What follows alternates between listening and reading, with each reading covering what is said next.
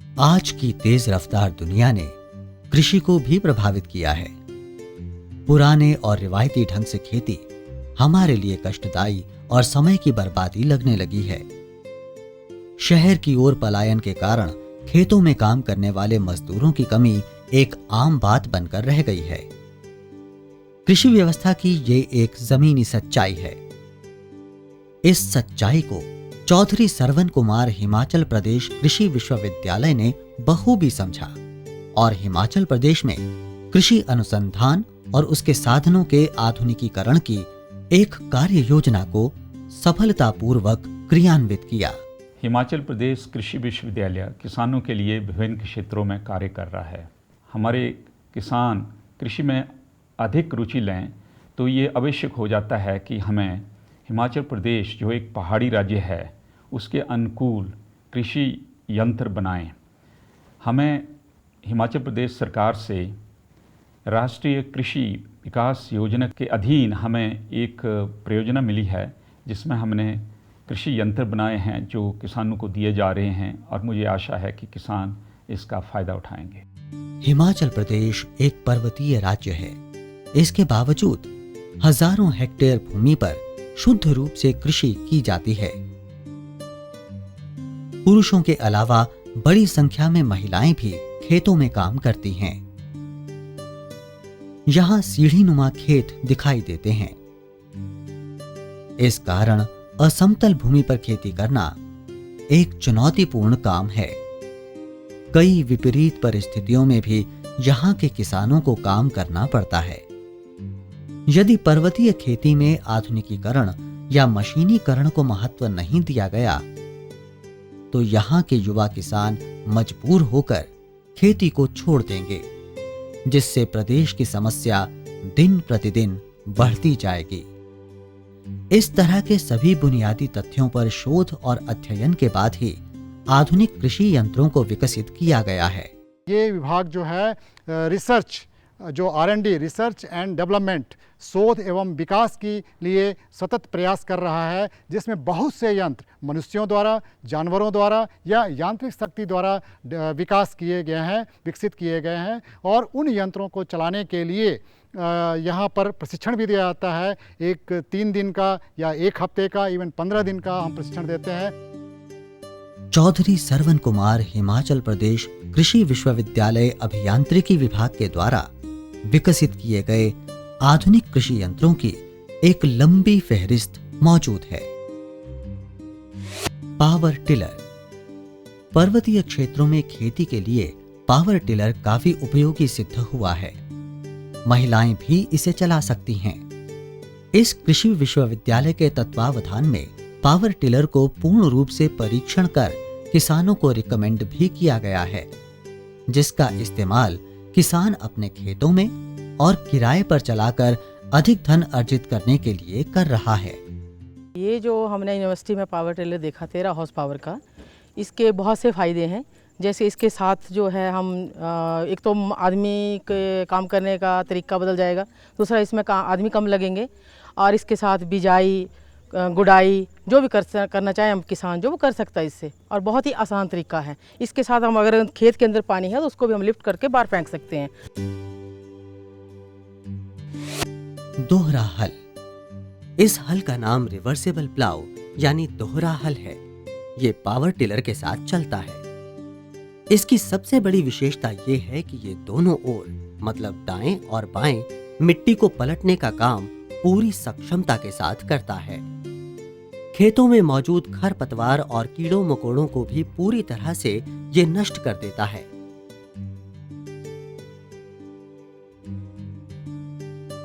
इसमें हिचिंग सिस्टम भी लगा होता है और साथ ही लीवर का भी प्रावधान है, जिसकी सहायता से शेयर को दाएं या बाएं बदला जा सकता है। बहुफसलीय बुआई यंत्र। इसे बहुफसलीय बुआई यंत्र कहते हैं। पावर टिलर की मदद से इसका प्रयोग खेतों में किया जाता है। इसमें 6 बॉक्स मौजूद हैं जिनमें बीज और खाद डाले जाते हैं। ये 3 पंक्तियों में एक साथ काम करता है। हिचिंग सिस्टम के साथ पावर टिलर को जोड़ा जाता है। ग्राउंड व्हील के द्वारा चेन और स्प्रॉकेट को चलाया जाता है, जिसके द्वारा रोलर को गति मिलती है। लीवर खाद की मात्रा को निश्चित करता है। फरो ओपनर के माध्यम से बीज और खाद खेत में गिरता है। आलू बुआई यंत्र। आलू की बुआई के लिए इस यंत्र को विकसित किया गया है। आलू, खाद और मेड़ तैयार करने के लिए इसका प्रयोग किया जाता है। इसे सेमी ऑटोमेटिक पोटैटो प्लांटर भी कहा जाता है। इसमें हीच सिस्टम के साथ पावर टिलर और पोटैटो प्लांटर को जोड़ते हैं। रोटेटिंग रिंग की मदद से आलू डाला जाता है। ये घूमकर आलू को जमीन पर गिराता है। इसमें आलू रखने के लिए बॉक्स भी लगाया गया है। इसमें फर्टिलाइजर बॉक्स भी मौजूद है। सबसे पहले फर्टिलाइजर फरो ओपनर में पहुंचता है। यंत्र के नीचे रिजर लगाया गया है। रिजर मेड़ बनाता है।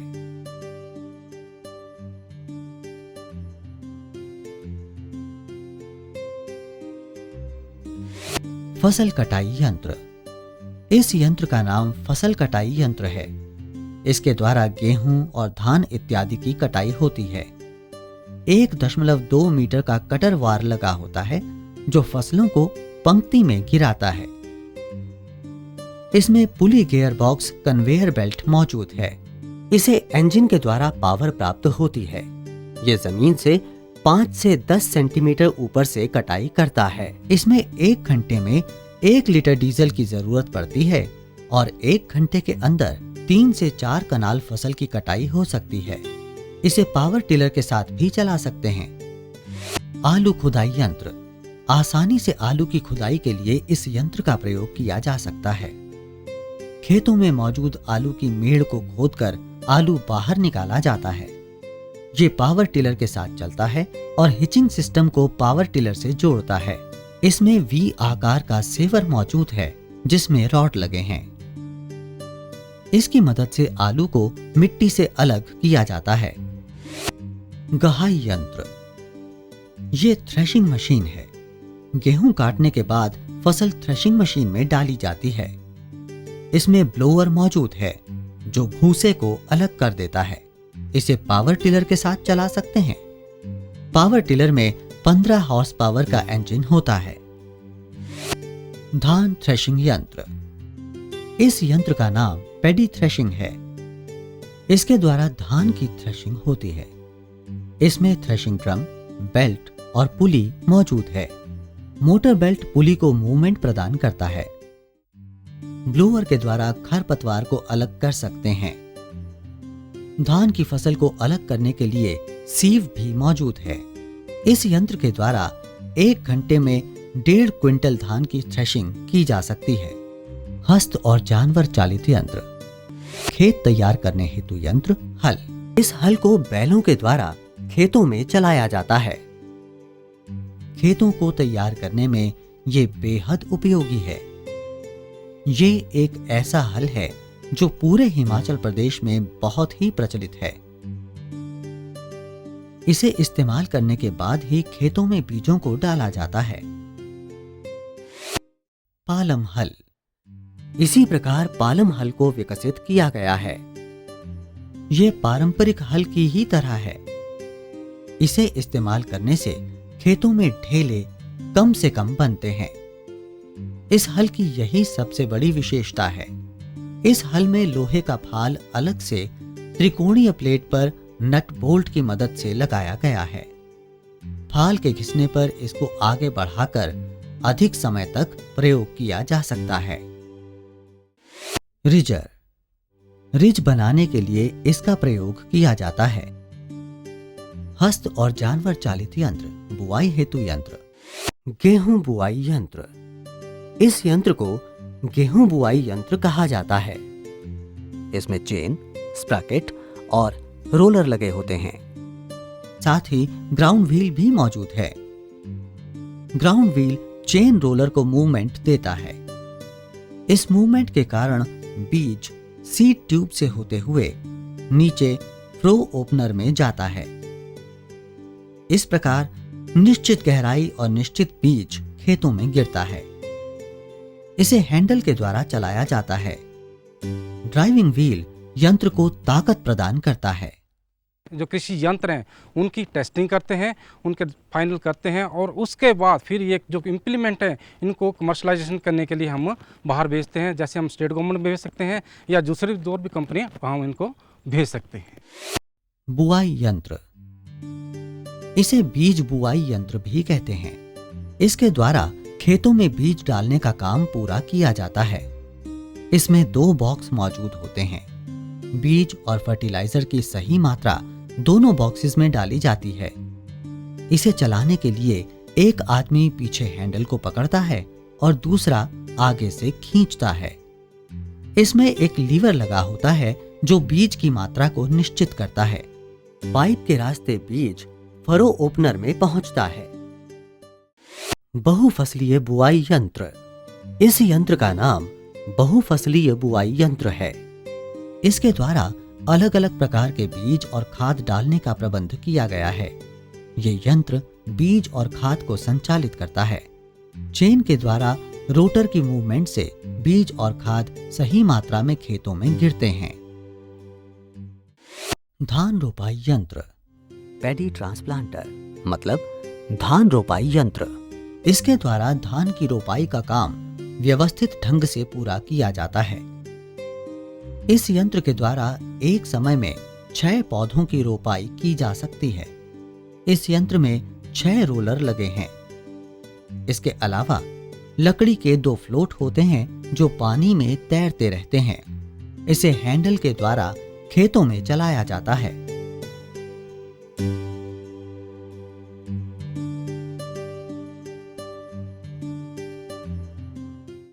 धान बुआई यंत्र, इस यंत्र का नाम पैडी सीडर मतलब धान बुआई यंत्र है। धान के थोड़े अंकुरित बीजों को खेतों में डालने के लिए इसका इस्तेमाल किया जाता है। इसमें ड्रम यानी बॉक्स लगे होते हैं। आवश्यकता के अनुसार ड्रम की संख्या को निश्चित किया जा सकता है। प्रायः 2 या 4 ड्रम का प्रयोग कर 4 या 8 लाइनों में एक साथ धान के बीजों को लगाया जा सकता है। ड्रम प्लास्टिक का बना होता है। इसमें होल के द्वारा बीजों को ड्रम में डाला जाता है। ड्रम प्लास्टिक का बना होने के कारण हल्का होता है। इसे हैंडल के द्वारा चलाया जाता है। लहसुन बुआई यंत्र, लहसुन बुआई के लिए इस यंत्र को विकसित किया गया है। बीज डालने के लिए कप मौजूद हैं। इसमें हैंडल के साथ लगे यंत्र में लहसुन के अलावा दूसरे बीज भी लगाए जा सकते हैं। निराई गुड़ाई यंत्र, हलोडर, हलोडर खेतों में हलोड करने के लिए उपयुक्त यंत्र है। जब धान की फसल 20 से 30 दिनों की हो जाती है तब घास और खरपतवार आ जाते हैं। इस कारण हलोड करना जरूरी होता है। इसे बैलों के द्वारा खेतों में चलाया जाता है। यह पालम हल का छोटा रूप है। इसका वजन बहुत कम होता है।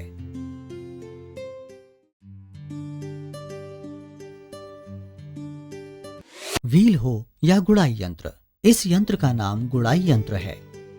खेतों में निराई गुड़ाई में इसका प्रयोग किया जाता है।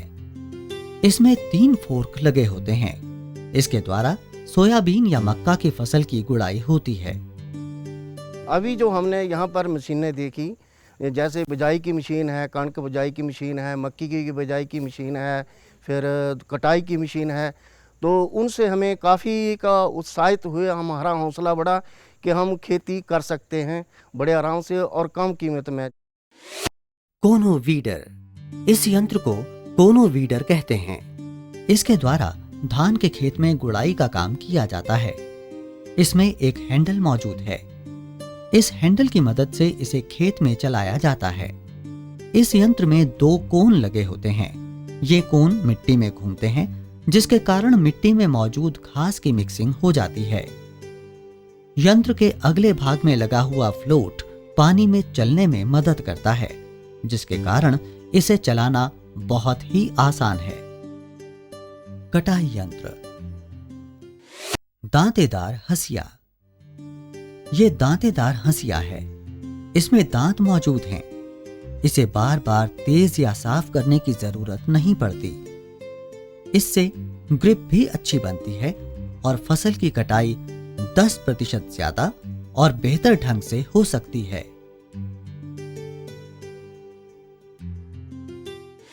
ट्यूबलर मक्का शेलर। ट्यूबलर मक्का शेलर से पारंपरिक यंत्र के मुकाबले 3 से 4 गुना ज्यादा मक्का के दानों को निकाला जा सकता है। इसमें फिन्स यानी दांतें लगे हुए हैं। ये दांत 2 अलग अलग साइज के होते हैं, जिसके कारण मक्का छोटा हो या बड़ा, दोनों हालत में इसका प्रयोग किया जा सकता है। ऑक्टेंगुलर होने के कारण इसमें ग्रिप भी बेहतर बनती है। मक्का से दानों को निकालने के लिए हॉरिजॉन्टल व वर्टिकल यंत्रों को भी विकसित किया गया है, जिससे इसकी क्षमता को और बढ़ाया जा सके। जो मुख्य बात है कि यहाँ का किसान जो है बहुत कम खेत है उनके पास, और जो उनके पास साधन है, साधन का मतलब ये है कि उनके पास जो काम करने के लिए जो साधन है वो बहुत कम है। यहाँ पर 0.6 किलोवाट पर हेक्टेयर जो है पावर की अवेलेबिलिटी है, जिसके कारण से जो है किसान अपने खेतों के काम को पूरा अच्छी तरह से नहीं कर पाता है, और उसके कारण जो है वह जो है अपने खेतों के काम के लिए अगर उसमें पावर टिलर या दूसरे जो आधुनिक यंत्र हैं उसके बारे में अगर उसको जानकारी नहीं होगी तो अच्छा नहीं कर सकता है। इस विभाग के अंतर्गत कृषि यंत्रों के अलावा बायोगैस और सोयाबीन प्रसंस्करण पर भी शोध किया जाता है, जिस पर किसानों को प्रशिक्षण के द्वारा जानकारी दी जाती है। इस कृषि विश्वविद्यालय में बायोगैस डेवलपमेंट और ट्रेनिंग सेंटर को भी स्थापित किया गया है। बायोगैस प्लांट को किस प्रकार स्थापित किया जाए और इसके क्या फायदे हैं, इस संबंध में जानकारी दी जाती है। सोया के अलग अलग प्रोडक्ट्स मतलब सोया पनीर, सोया बिस्किट, सोया न्यूट्रिएंट्स और सोया आटा इत्यादि को यहाँ पर तैयार करना सिखाया जाता है, जिससे किसान उद्यमी के रूप में काम कर सकें और अधिक धन अर्जित कर सकें।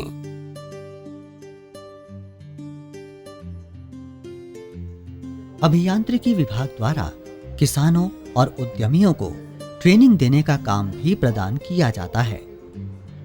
कृषि में किन किन बातों का ध्यान रखना चाहिए और किस प्रकार उन्नत फसल हासिल की जाए, इस संबंध में विस्तृत जानकारी दी जाती है।